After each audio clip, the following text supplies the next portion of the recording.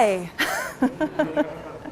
Thank you so much for coming. My name's Elizabeth Murphy. You might hear some people call me Ia Murphy. I have a website. It's called dirtsecrets.com. I think I've passed around the mailing list for those of you who want to sign up for the blog. So I'm really happy to be back in beautiful North Carolina. And today we're going to talk about whole soil fertility. So there's a lot of things that we could talk about relating to soils. We could talk about soils for, at least 3 days straight. But today we're going to talk about whole soil fertility. So we're going to talk about soil fertility, but we're specifically going to talk about soil fertility, which is one of the major things that people manage for in relations for the systems that I and probably most of you work in, the organic systems, because it's quite a bit different. It's quite a bit of a different paradigm.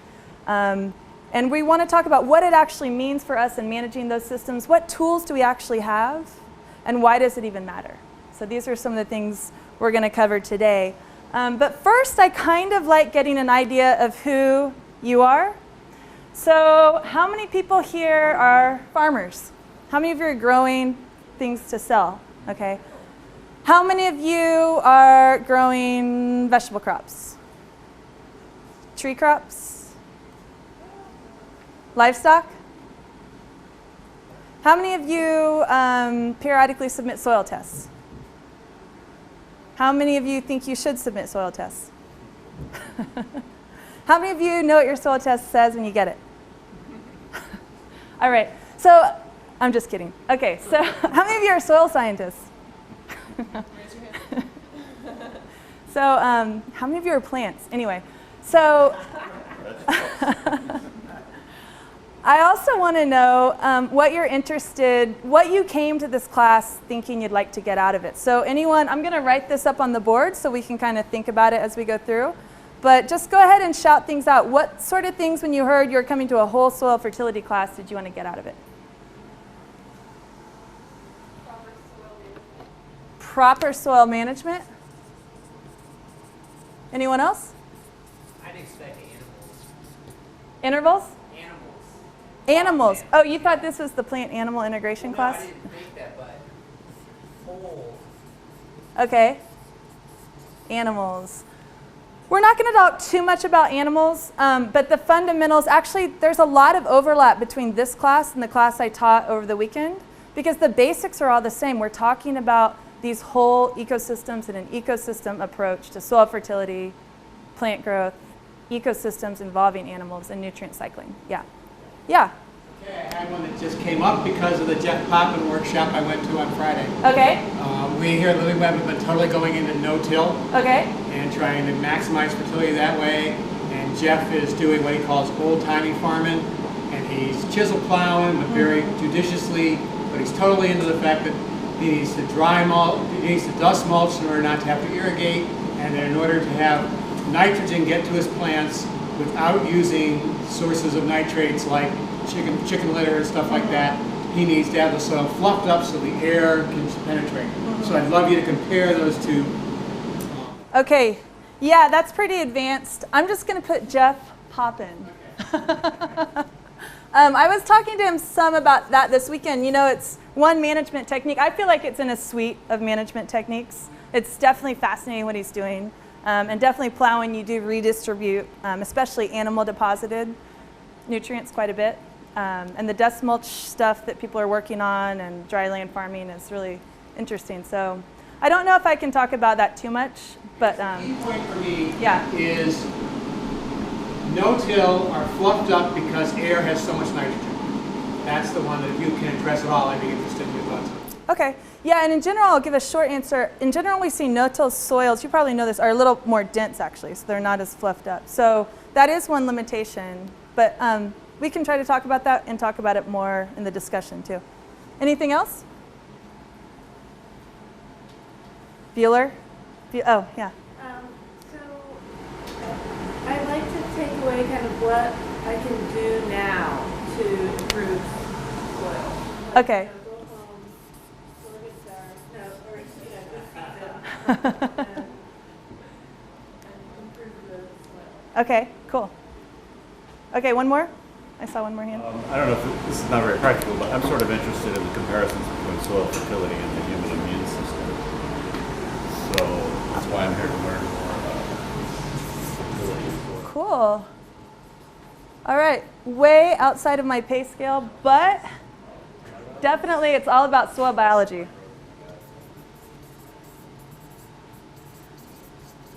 And I'm not going to be using this board very much for you guys' benefit. Whoa. Okay, so what is soil fertility? So if you go to ag school, if you take soils classes, if you call up a soil testing lab, people are looking at soil fertility from this viewpoint. Soil fertility is basically the accessibility and availability of macro, micro, and secondary nutrients for the purpose of plant growth. In my opinion, this is maybe not such a relevant definition for us, especially in these whole systems.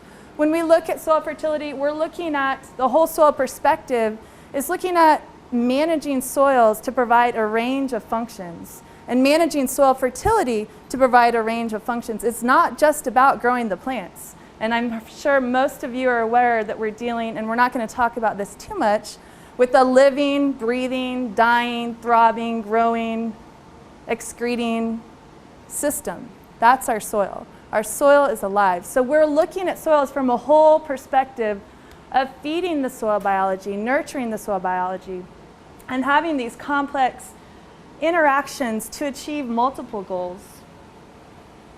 Okay, so we want healthy plants and we want healthy microbes. And through this we get a suite of ecosystem functions. We get resilient ecosystems that are more resilient to pest and disease, that are more resilient to disturbance, that if we do till them like crazy, if we do think that you have to have this deep till that Jeff Poppin's talking about, they're these amazingly healthy systems. They recover from that.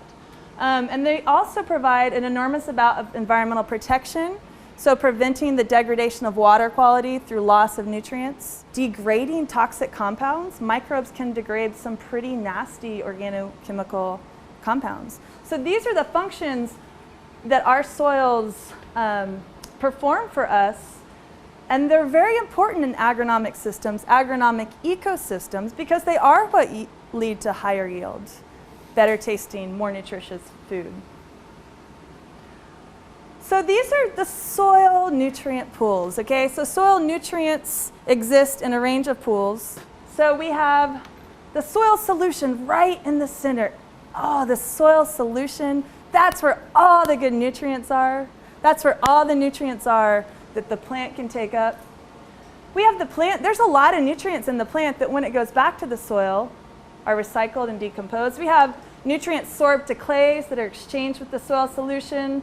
That's right, plants can only take up things from the soil solution. We have minerals that are weathered into soil solution. We have living organic material. We have the live living part of the soil that also needs nutrients, essential nutrients. We have the undecomposed organic part of the soil that decomposes via the biology to go into the soil solution. And we have the fertilizer that goes straight into the soil solution so that the plants can take it up. Okay? So the traditional view of soil fertility that we've been dealing with are these three pools, right? When we take a soil test, we're measuring this pool. Okay, so this, we're really concerned about the fertilizer. It's immediately soluble, taken up by the plants. And then anything left over, a lot of it is going to be leached out of the system. So these are the nutrient flows in our traditional system. And as I said, this is what we're measuring. But in a whole soil fertility perspective, we're really concerned about the nutrient flows and the nutrient cycling in these organic pools. Okay? So the organic pools include the plant, include the living organic, the soil biology, include the undecomposed organic. There's a small amount lost to leaching. There's some exchange with minerals, and I say exchange because it is a chemical process that goes both ways. But these are actually largely biologically mediated through the living organic portion. And the soil solution is really just a medium for these transfers. So we're really focused on this nutrient cycling between the live, the plant, and the organic material to retain the nutrients in our system, to make the most efficient use of the nutrients in our system, and to exploit, which is a weird word, but I used it, to exploit a whole range of ecosystem services that having this living ecosystem affords us. And as I said, there's a lot of this, even what we think of as inorganic processes that are mediated by the biological system. So this leads to increased water use efficiency, nutrient use efficiency, so not just the amount of nutrients in water, but the efficiency with which they're used. Very important concepts for us to realize when we talk about making sure our plants have the right nutrition.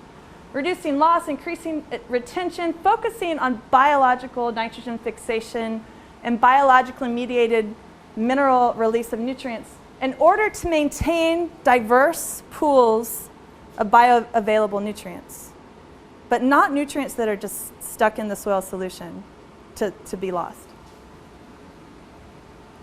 So how do we do that? We maximize the living plants. Our biological system needs living plants. We want to minimize our bare fallows. The more roots we have, the more rhizosphere interactions we have, the more that photosynthetic carbon is getting pumped into our system, the better off we are by maximizing these living plants. We want to focus on organic amendments instead of water-soluble chemical fertilizers. But even if we are going to use fertilizers, organic fertilizers do offer some benefits of most of them, having some organic matter to feed the living soil. We want to focus on biological infixation instead of importing it from outside the system, and biologically mediated phosphorus, potassium, calcium release from our nutrient-rich soils. We want to focus on diversified ecosystem components and all the benefits that you get from diverse systems. And we want to maintain microbial diversity. And this is where a lot of our compost teas come in. This is where the reason we don't really ever want to use herbicides or pesticides or salt-heavy fertilizers or manures if we can help it, because we want to maximize our microbial diversity. And if we do do a practice that knocks it back, like tillage, we have a healthy enough system that it can recover. The rise of fertilizers, right? So what's the story with fertilizers? So there's an incredible amount of nitrogen all around us. 80% of the air is nitrogen, but it's really, really, really, really tightly bound to each other, and it takes an enormous amount of energy to break it down. One way it gets broken down to be deposited in the earth is through a lightning strike. That's the amount of energy it takes. And when we did manage to fix nitrogen through the Haber-Bosch process in 1909, we also created a lot of munitions, because it takes that much energy that we create these explosive materials.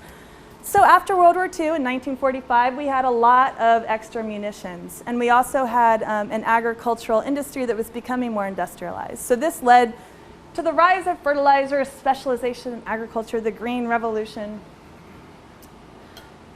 And soil tests were developed as a marketing tool for these chemical fertilizers. It does not measure the total amount of nutrient in the soil. It measures the nutrients in the soil solution. Because fertilizers, and there was a lot of market forces for uniformity and industrial processes, so fertilizers weren't focused on feeding the living soil. They're focused on feeding that soil solution and getting it out into the plant. So our soil tests measure the soil solution. And the fertilizer recommendations are based on correlations and calibrations in greenhouse tests and field tests with the likelihood of a response to fertilizers. So these soil test values were correlated with how much of a response in crop yield you would get from applying fertilizers. Okay, so at a very low test value, you saw a big, you would see a big response, a yes. Yield usually increases with the addition of fertilizers. Okay, so imagine this in a biological system, right? Do you think you're going to see as much of a response in a biological system that is accessing these organic pools, even if you have a very low test value? It's kind of a tricky question, but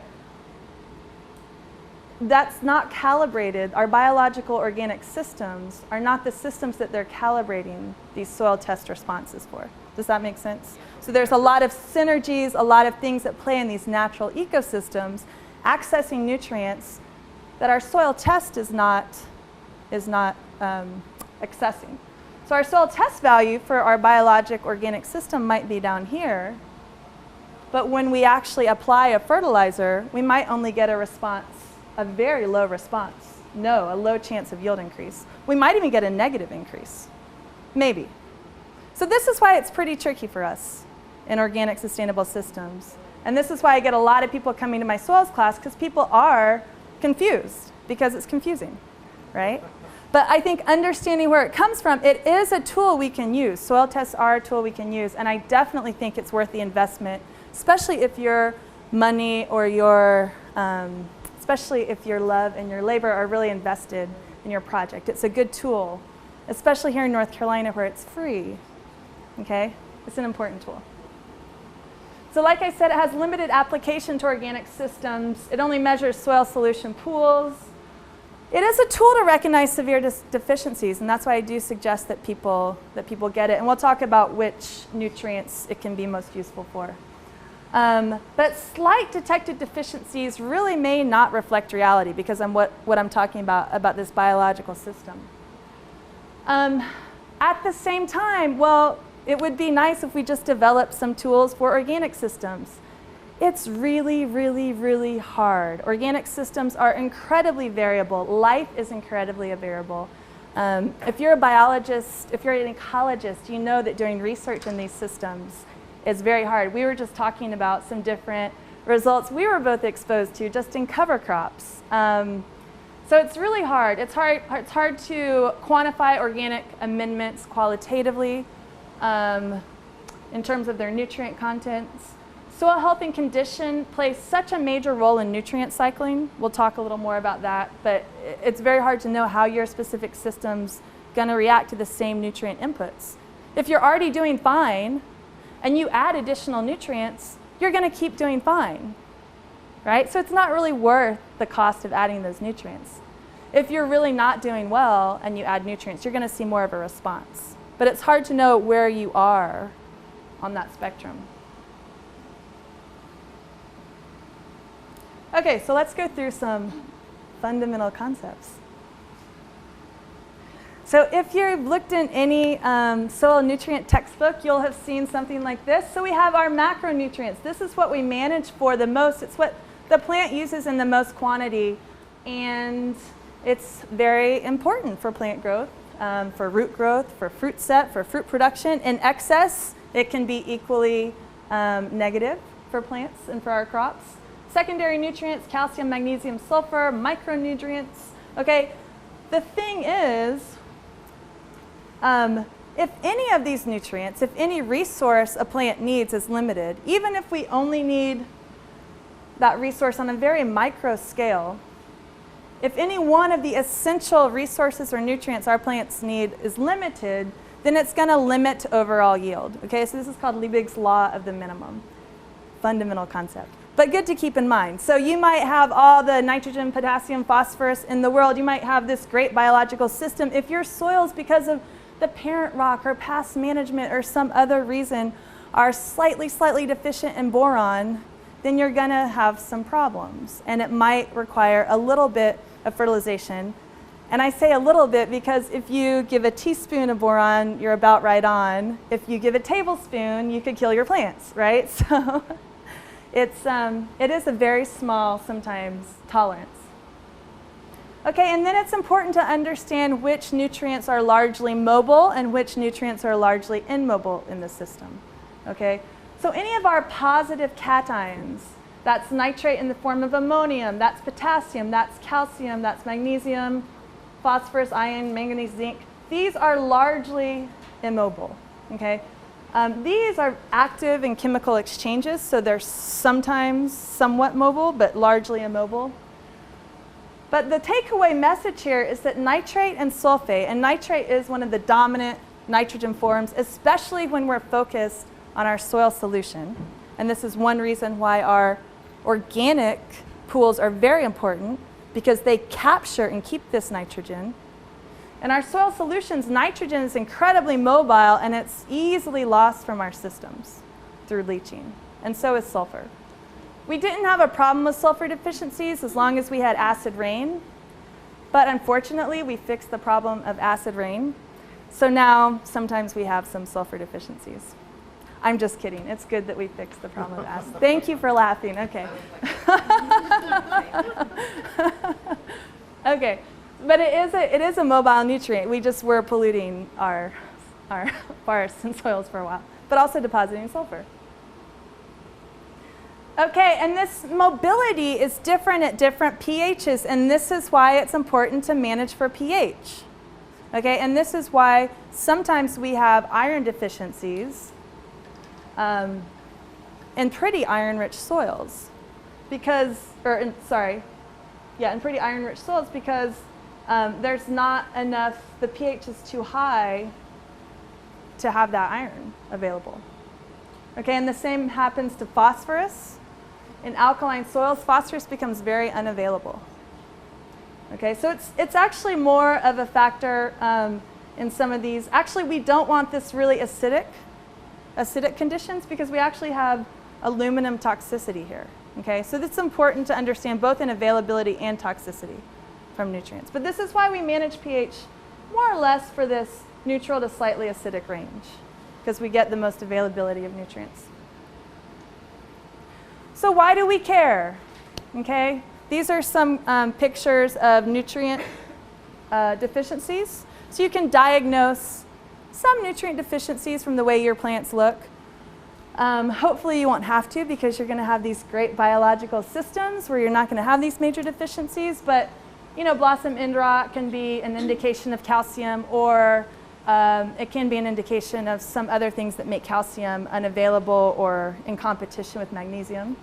Or you could have these burnt edges, which is often a potassium deficiency. I'm not sure in this case. Some deficiency symptoms look similar.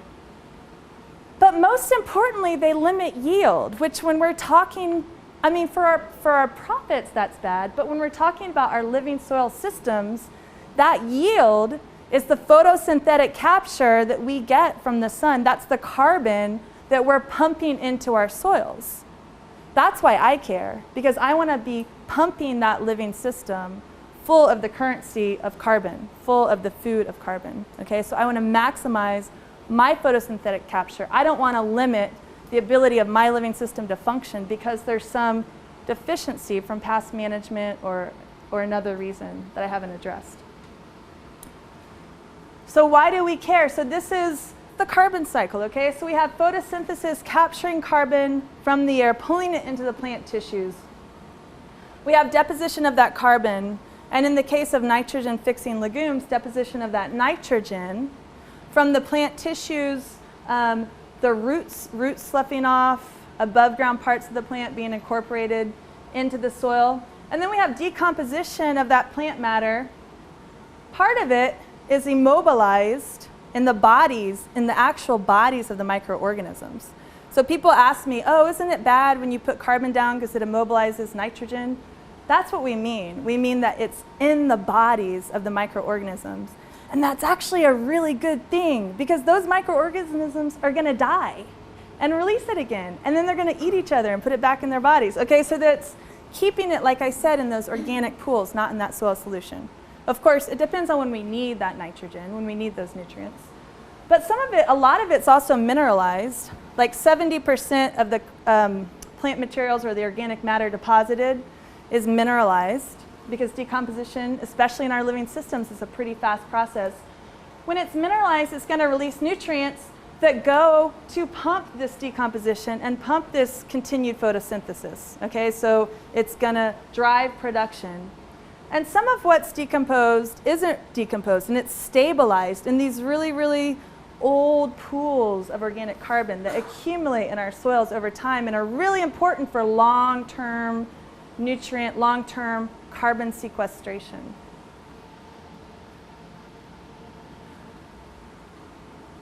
So I want to maximize my yield. I want to maximize my living plants. I want to maximize my cover crops, because I want to maximize that photosynthesis. which maximizes this whole process, right? So I'm going to keep, can you see how this is a positive feedback loop, that when I get it going, I can keep on increasing the health, the cycling of this system. Oh yeah, I don't know why I put that there. I think because if you limit your nutrients, you lose out on that process. I'm pretty sure. Because carbon is the food that drives the system. Oh yeah, that's what I was going to say. So if you have less photosynthesis, you have less of this whole process. Because carbon is the food that drives the system. Right. So it's nutrient cycling in here and keeping this whole thing active through this active carbon cycling. Why do we care? Because we don't want to continue to pollute our world. So there doesn't have to be this disconnect between our environment and our food production. And I think it's really important as we face the critical challenge of feeding 9.3 billion people by 2050 that we accept the fact that we're going to have to do it in a sustainable and environmentally responsible way, which means we need to treat our agricultural systems, in my opinion, as ecosystems. And also too much nutrients, excess nutrients, affect the quality of what we're producing. So if you have too much nitrogen, you produce a plant that's really leggy, it's going to have a lot of green growth, it's not going to have good fruit set, or it's not going to have good root development, it's not going to taste good, it's going to be susceptible to pests and disease, it's not going to have a long shelf life. Okay, so having excess nutrients, not only does it lead to eutrophication, but it leads to poor produce quality, environmental problems, and excess nutrients also limit the activity of the microbes in our soil. So we limit their ability to be efficient agents of nutrient cycling when we're providing everything in excess. And this is a big problem in inorganic or non-organic systems, but it also can be a problem in organically based systems. And we see that sometimes with manure applications, which can be tricky to manage. Why do we care? Any ideas? It's the last one. So there's a lot of talk about food nutrition now and the nutrient density of food. In 2004, or in the early 2000s, there was some work done where someone looked at the nutritional density of food from the 1950s and 1999, I believe it is, 99 or 95, and saw that in 43 garden crops, nutrition actually declined. So, you know, this is an issue. It's an issue for food security, which is not only access to enough food, but access to nutritious food. But it's also an issue for like the shelf life of food. So you have a longer shelf life if there's, it has a higher nutritional density to it. Flavor, there's more resistance to pest and disease if there's a good nutritional density. Not excess, but sufficient. And this is all driven, like I said, who's seen this picture before? Everyone, I hope. So by the living soil food web, okay? So biology are the agents of this nutrient cycling that we're talking about. And it is an ecosystems approach, okay? So it is, you know, there's many trophic levels. It's important to have a lot of diversity in this system.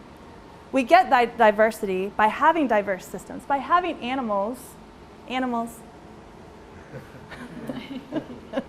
by having animals in our systems, by having diverse crops, having diverse crop rotations, okay? So we want diverse microbial food web. We want to give them diverse foodstuffs. Okay, so this is the nitrogen cycle. We're not going to talk a ton about it, but it's important to see that nitrogen is on the move. There are a lot of transformations going on.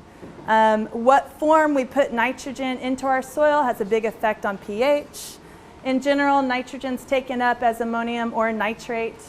There's a lot of mechanisms of loss, including volatilization, which is a big mechanism of loss of manure or fertilizer nitrogen, especially during transport or spreading. There's leaching, which is a big form of loss. So there's a lot going on, and most of this most of these transformations, the ones on the top, I've separated them, are biologically mediated. Okay? Ammonia fixation on decay minerals is somewhat biologically mediated. Volatilization, leaching, and atmospheric deposition, at this time we're not considering them very biologically mediated, but you never know. We could, biology's at play, but they're more physical processes. So it's tricky because the total nitrogen in our system is not what our soil test measures. We know we measure soil solution nitrogen, but we do want to have an idea of how much plant available nitrogen we have in our organic matter, okay? So how much of the nitrogen in our organic pools will become plant available during the times that the plant needs it? Okay, so this is an important concept, and this is something that hopefully new tools, as they begin to develop, will get better at predicting or helping us predict or at least estimate the plant or available nitrogen from our organic nutrient pools. And we'll talk a lot more about that, but plants contain about 1 to 6%. One's pretty low, but 6% nitrogen by weight. Organic matter contains about 5% nitrogen. Let's see, that seems a little, that's high for, that's the overall pool. A living organism, anyway, organic matter contains about 5% nitrogen. So 2% of soil nitrogen, so that's 5% of that organic matter nitrogen, 2% of that is usually accessible as plant available nitrogen. Just to show you kind of how these fractions break down. We'll talk more about this. It's just an introduction. Plants can use nitrate and ammonium. They uptake nitrate and ammonium, which is what you get when this nitrogen is broken down by microbes and made plant available. So what we want to estimate is how much from the organic matter becomes plant available. And most of you are familiar with the C/N ratio. So the C/N ratio is the ratio of carbon to nitrogen in organic materials. So we know that using organic amendments is important, and we know that carbon is the food that drives our system. So the carbon to nitrogen ratio kind of determines what's going to happen with that nitrogen when it goes into our system. So if that ratio is over 20, so if you think of a neutral material, we're talking compost, leaves, in general. This is just kind of textbook. We're talking compost, leaves, about a carbon nitrogen ratio, horse manure that's mixed with straw, the carbon nitrogen ratio is about 20. So when we add it, there's no net release in the moment that we add it, or in the weeks shortly thereafter. Okay. There is net release down the line. Okay. When we add a very high C/N ratio material, like straw, which I think has a C/N of about 80. Don't quote me. I don't have my tables in front of me. But a low quality, not very green material, okay? It's not going to have a net release of nitrogen. This is what people are concerned about when they talk about immobilization of nitrogen in that material. But if there is, it's an immobilization in time, okay?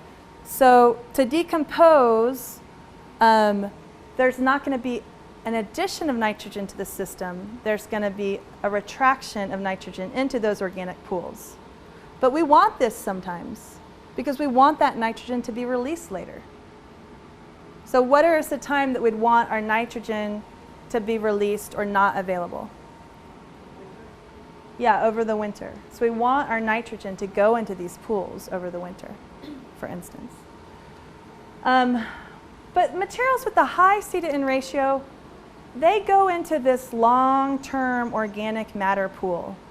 So when we add compost to the soil, for instance, and I'm generalizing, there's a lot of variations because all organic amendments and all systems are very different in nutrient quality. And like we said, the way the biological system processes it can be really different. But in general, when we add a higher C/N ratio material, it goes into this soil organic matter savings account. So it goes into this long-term soil organic matter pool that maybe be available over the years, contribute to soil fertility in the long term. Most importantly, contribute to important soil health functions of the soil that are driven by having this soil organic matter pool. Whereas material with a very low carbon to nitrogen ratio, like grass clippings or fresh manure without straw, or nitrogen fertilizer, no, goes straight more into this soil solution pool. So it's becomes plant available nitrogen more quickly, which is great because that then drives plant growth, which then can drive our organic matter pool. So both are important. This is just a fundamental concept that I think a lot of people have questions about, so I think it's good to address it. So yeah, so it's highly variable. So if you want to have good benefits, your benchmark's 15, I've heard 20, I've heard 12. So above 20, we know it's going to be tying things up in the short term. So it depends on what else you're adding and what else is going on in your system. And to get that ratio, it really depends on how you compost, and yeah, it's really. Get it mature or not.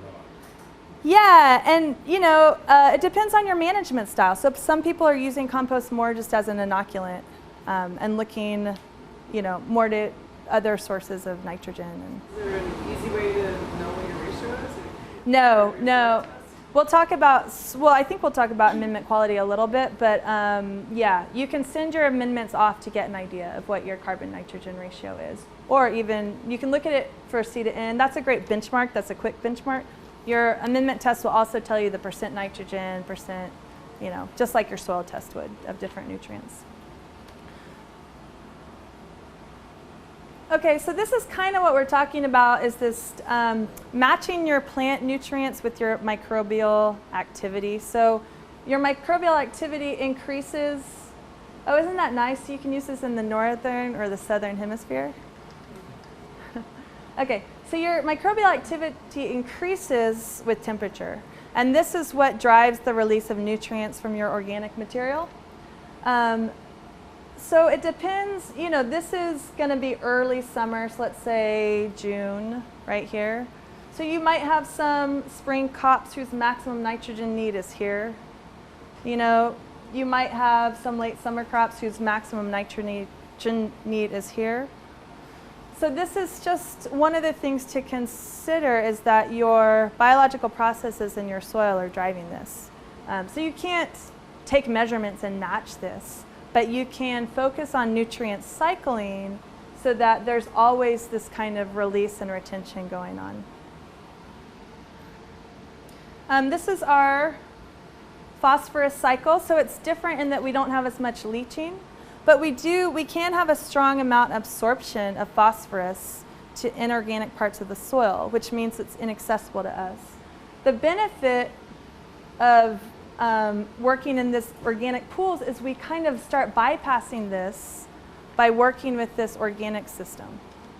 Okay, so we fill up all these sites with organic material, and then we can use organic nutrient cycling to give plant available phosphorus to our plants.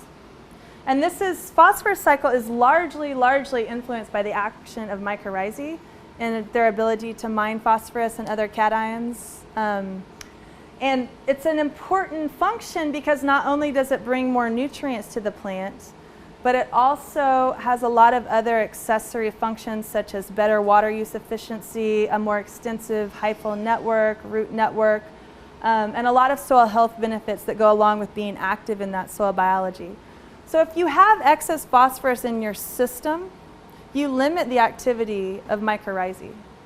Okay, so that's an important effect of having soils that have too much phosphorus, okay, which can happen with a lot of our repeated manure applications. So when we're talking about driving the soil biological system, this is a big effect. Potassium cycle, what did I want to tell you about this? So we talked about, one thing is that compost, only about 20% of nitrogen in compost. We're going to talk about that more. Let's see. So a smaller percentage of nitrogen is released from compost, a medium percentage of phosphorus, but potassium, about 85% of the potassium in compost can be released pretty quickly. So compost is a great source of potassium. Do you find that? Well, yeah. Sure. Actually, we use so many leaves, I worry that down the road we're going to be backing up on potassium. Yeah. But Yeah. I had a question for you about phosphorus. Yeah. On a soil test, where do you think if you were mid-range, low range, mid-range, maximum range, sure maximum range is going to shut down mycorrhizae. Where do you think it's? So generally what I've read is that mycorrhizal function is maximized at moderate fertility and by having a large amount of soluble sugars, so like a lot of photosynthetic action and deposition through the roots. So I would, that's a good question, and this is like we were talking about it too, it's an area where more research needs to be done. So I would just take that moderate fertility as the M. I've gotten away over the years with just being at the bottom end of the range is acceptable, and I Yeah. get results. Yeah, and I think so what I tell people is when you're starting out, like if you haven't had a soil building program and you're at the very low or the low end of the phosphorus, that's when you want to think about increasing your phosphorus supply. But if you've had a number of years of organic matter management and good yields, you're not seeing problems with yields, and you're lower on phosphorus, then I think you can totally get away with it. Yeah, because it's not measuring what's in that organic pool. And a lot of phosphorus is retained if you can do a good job retaining your residues and having cover crops, and yeah. Because not much is lost through the soil profile. Potassium, on the other hand, it can be lost to leaching, so you can get some accumulations deeper. If you do have excess potassium, you can have problems with salts. Not as much as an issue here, I don't think, in the humid regions, but at deeper soil levels, you could have some buildup, which can cause problems, even at deeper levels. So just something to be aware of. We're talking about excess, limitation. It's good to understand what happens at either of these extremes, and it's good to understand that any of your management practices, if you do the same thing over time, like you were talking about, you can kind of have an effect, because nothing matches perfectly. Like your composts aren't going to match perfectly what your soil needs. Your manure is not going to match perfectly. Cover crops, that's why cover crops are a great resource for nutrient management too. Like we were talking about, these plant microbe interactions really drive what's happening here. You have the rhizosphere, which is basically the hot spot for microbial activity. If you look at an electron micrograph, you see, or an infrared microscopy, you see this red hot zone of microbial activity just around the root. You go out a little further, it's orange. You go out a little further, it's yellow. You go out a little further, it's blue. Nothing's happening, okay? So the roots are like the party, the microbial party, right? They're just exuding these sugars, these amino acids, these organic acids, and they're really mediating a lot of soil nutrient interactions, including how the plants take up nutrients, like we talked about mycorrhizae, accessibility of nutrients. I'm just looking to see if there was something really cool I wanted to tell you. No, not really. They affect like pest and disease. They can fight off pests and disease right on the roots there. So it's not an input-output process, right? It's not your plants take up nutrients, you put them back in, right? There's this crazy like wild ecosystem just on these root hairs, right? So this is why our biological systems are really important. And it's why it is important to address excess as well as deficiency. But our soil tests don't necessarily help us do that. Okay, so just a word about this nutrient use efficiency, water use efficiency thing, so that I can see if I can explain it better than I did this weekend. So nutrient use efficiency and water use efficiency are tightly coupled, okay? So it's not about the total amount of water you have or the total amount of nutrients. You can have two different systems that vary incredibly in the amount of water and nutrients, and you can have more production, dramatically more production, from a system with less total nutrient or water if it has better water and nutrient use efficiency. Okay, so relying on ecosystem processes increases both nutrient and water use efficiency, which has this synergistic positive feedback effect on each other. So in the Great Plains, there's something called the drought myth. Okay, sometimes we think it's an effect of water that we're getting low yields, when really it's an effect of fertilizer. Okay, and you can get the same yields at a fifth of the water. Or actually, you get in one study, you got 4 times the yields at a fifth of the water in a system that wasn't nutrient limited. Okay, so there's a big effect on how much water you have to use, how much irrigation you have to use, how much water you can get away with producing bigger yields if you have more efficient use of nutrients. Does that make sense? And that all depends on your management and how much you're relying on nutrient cycling. Okay, so it's not just about the total; it's about the efficiency of use. Okay, so that was a brief background. Now we get to the fun part. Yeah, well, fun for you. I don't know. Does anyone have any questions? Yeah.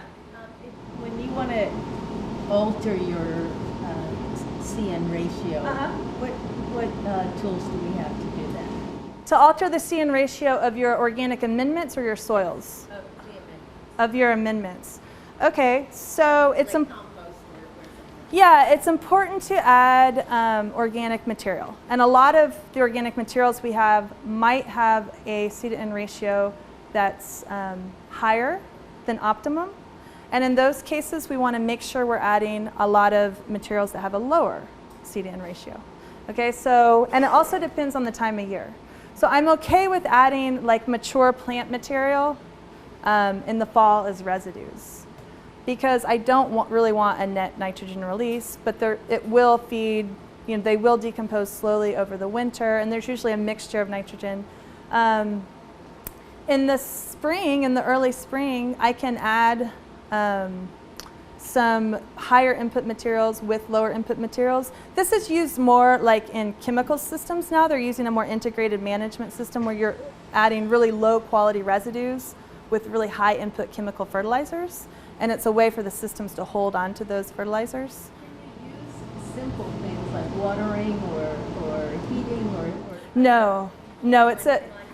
Yeah, and you don't really want to necessarily. I mean, it's not that you don't want to have high C/N ratio materials.